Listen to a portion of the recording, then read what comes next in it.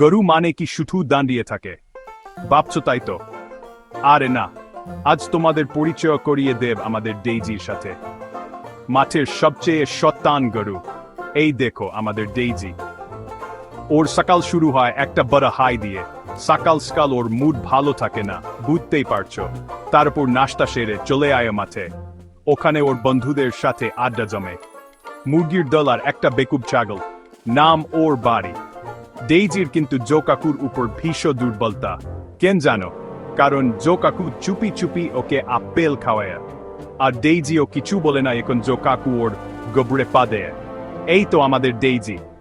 বিকেলে ডেইজির প্র্যাকটিস শুরু হয়। মাছি তাড়ানোর প্র্যাকটিস। ওর লেজ গোড়ানো দেখলে মনে হবে কোন নিনজা। সন্ধ্যা হলেই আবার ঘরে ফেরার পালা। কিন্তু এভাবে ফেরে মনে হয় মুনুয়াক করছে। আত্মবিশ্বাস কম না কিছুতেই। তাই পরের বার কোন গরু দেখলে মনে রাখবে, ওরা শুধু হাম্বা বলে না, ওদেরও আছে অনেক কিছু। নাটক, হাসি ঠাট্টা আর কিছুটা দুষ্টুমি।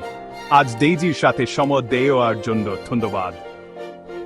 ও তোমাদের বিদায় জানাতে চাইতো, কিন্তু ও এখন ব্যস্ত নতুন কোন দুষ্টুমির প্ল্যান করতে।